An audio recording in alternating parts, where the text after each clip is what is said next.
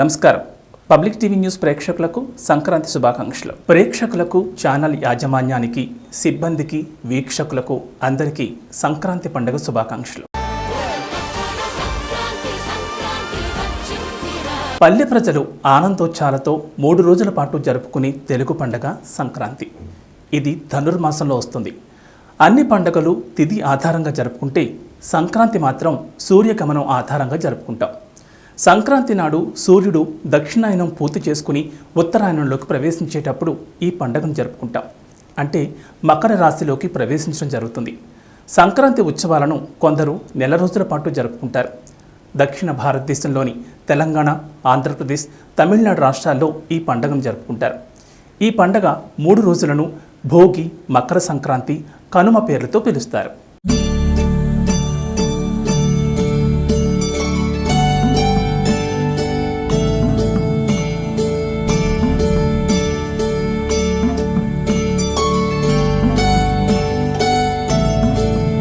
మొదటి రోజు భోగి.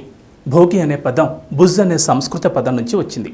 ఆ రోజున తెల్లవారుజామున భోగి మంటలు వేస్తారు. శీతాకాలంలో పేరుకున్న చెత్తను అగ్నిలో కాల్చివేయడమే భోగి. ఇలా చేయడం వల్ల దురదృష్టాలు తొలగిపోతాయని నమ్మకం. సంక్రాంతిలో నెల రోజుల నుంచి ఆవు పేడతో చేసిన పిడకలను భోగి మంటల్లో వేస్తారు.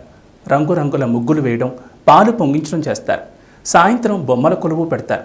చిన్నపిల్లలకు రేగుపండ్లు, పూలను తలపై పోస్తారు. ఇలా చేయడాన్ని భోగి పండ్లు పోయడం అని అంటారు. ఇది రైతులకు పంటలు చేతికి వచ్చే సమయం కాబట్టి తమను భోగభాగ్యాలతో ఎప్పటికీ ఇలాగే ఉంచమని కోరుకుంటూ ధాన్యం, పాలు కలిపి వండిన నైవేద్యంతో ఇంద్రుణ్ణి, విష్ణువుని పూజిస్తారు.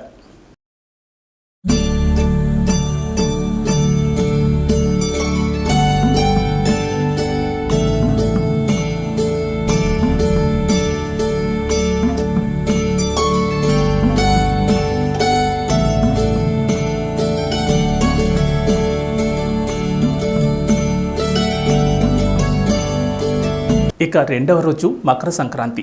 క్రాంతి అనే పదానికి సంస్కృతంలో ముందుకు జరగడం అని అర్థం. సూర్యుడు మకర రాశిలోకి కదలడం వల్ల మకర సంక్రాంతి అని పిలుస్తారు. అయ్యప్ప దీక్షలు చేసేవారు 40 రోజుల తర్వాత అయ్యప్పను మకరజ్యోతిని కూడా ఈరోజే దర్శించుకుంటారు. గాలిపటాలు ఎగరవేయడం, పందాలు కాయడం చేస్తారు. ఆడవారు ముగ్గులు వేయడం, ముగ్గుల పోటీలు జరుపుకోవడం చేస్తారు. ఈ పండగ రోజు ధాన్యం, వస్త్రాలు, నువ్వులు, దుంపలు, చెరుకు దానం చేస్తారు. స్త్రీలు పసుపు, కుంకుమ, నువ్వుల వంటలు, వస్త్రాలు, వెన్న ఇతరులకు ఇవ్వడం ద్వారా సకల సంపదలు పొందుతారని వారి నమ్మకం.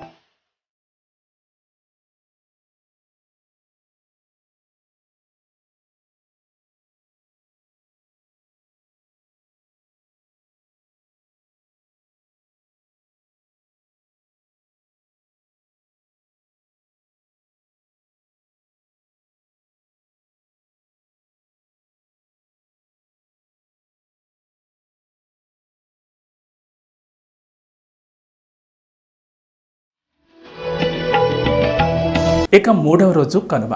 ఇది సంక్రాంతి చివరి రోజు. నెల రోజుల సంక్రాంతి ఉత్సవాలు ముగుస్తాయి. పశువులను లక్ష్మీ స్వరూపులుగా భావించి అందంగా అలంకరించి పూజిస్తారు. ఇలా చేయడం వల్ల ఇంట్లో సంపదలు వృద్ధి చెందుతాయని నమ్మకం.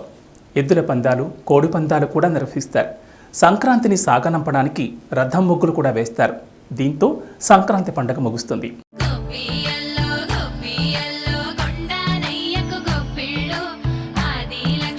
ప్రేక్షకులందరికీ మరోసారి సంక్రాంతి శుభాకాంక్షలు తెలియజేస్తూ నమస్కారం.